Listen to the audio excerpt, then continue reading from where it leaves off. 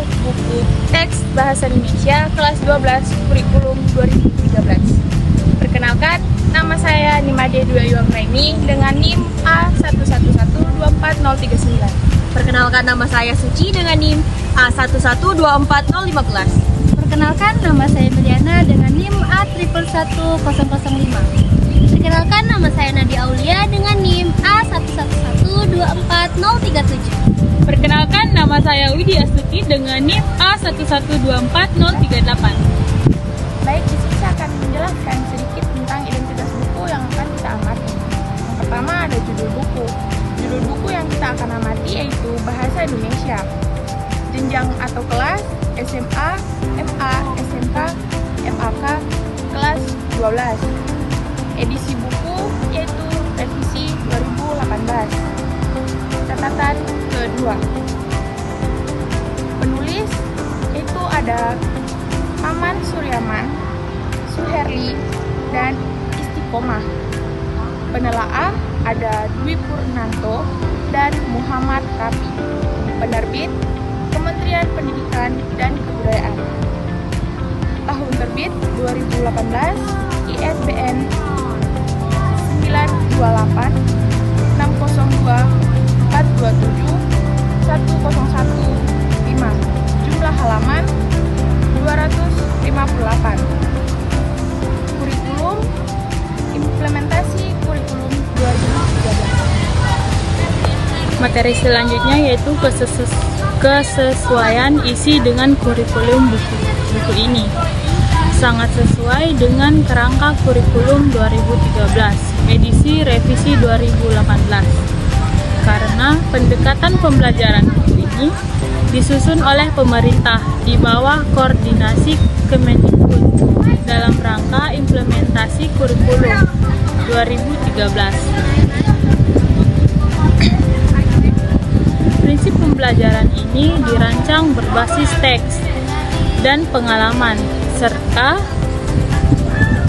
menggunakan model pembelajaran penyajian teks untuk tujuan sosial dan fungsi komunikasi yang sejalan dengan pendekatan saintifik dan genre-based teaching dalam kurikulum 2013. Metode penerapan dan metode pembelajaran berbasis ilmiah,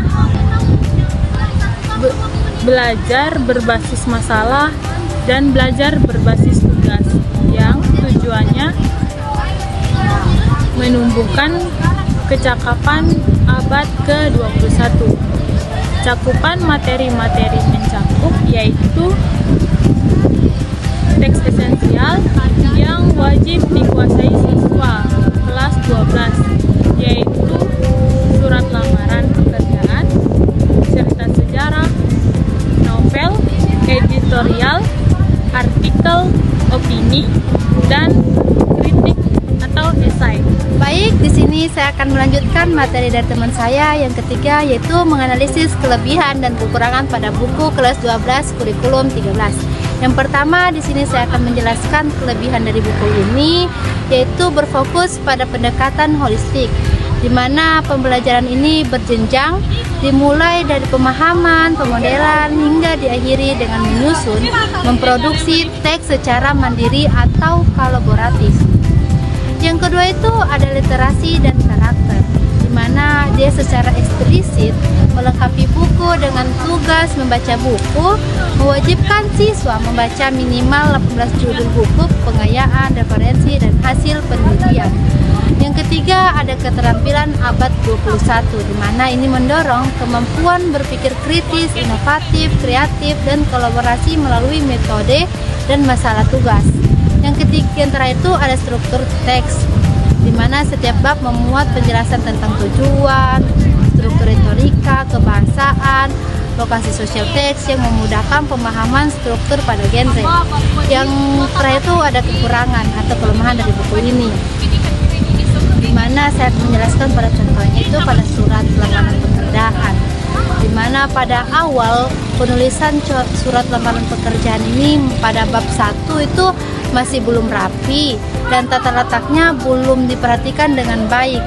Bahkan penulisannya pun belum mempromosikan diri sebagai pelamar. Meskipun mau digunakan sebagai bahan analisis, ini dapat berisiko menjadi acuan yang kurang ideal. Yang kedua itu ada dokumen hidup. Buku ini masih diskualifikasikan sebagai dokumen hidup yang senantiasa diperbaiki, dimutakhirkan, mengindikasikan bahwa masih ada potensi atau ruang besar untuk perbaikan lebih lanjut. Selanjutnya ada pun nilai karakter dan budaya pada buku ini. Yang pertama ada integritas dan kejujuran yang ditekankan dalam konteks penulisan riwayat hidup, di mana pelamar harus mengungkapkan integritas secara jujur. Kemudian rasa ingin tahu dan logis yang ditawankan melalui penerapan metode ilmiah berbasis masalah dan berbasis tugas. Yang ketiga ada kolaborasi dan komunikatif yang melalui aktivitas pembelajaran yang dilakukan secara mandiri maupun kolaboratif yang merupakan kecakapan penting pada abad ke-21. Kemudian ada cinta tanah air dan nasionalisme. Pembelajaran mengenai cerita sejarah Indonesia dalam novel pada bab 2 dan bab 4 menjadi sarana untuk menanamkan pemahaman dan apresiasi terhadap sejarah dan budaya bangsa. Dan kemudian ada literasi yang membiasakan membaca buku untuk menumbuhkan literasi menjadi sebagai upaya pencerdasan kehidupan bangsa. Nah, selanjutnya adalah rekomendasi perbaikan dari kami. Rekomendasi perbaikan dari kami yang pertama adalah menyempurnakan modal teks.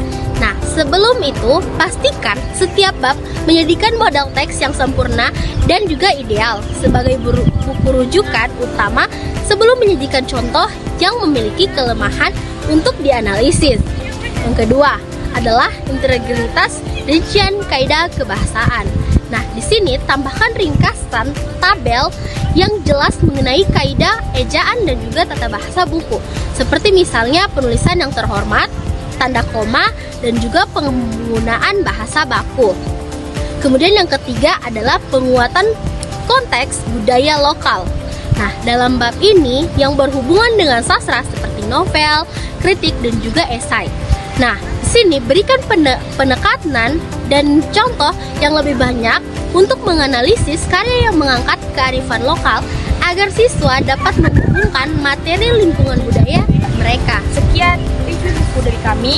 Semoga bermanfaat. Kami ucapkan terima kasih. Wassalamualaikum warahmatullahi wabarakatuh.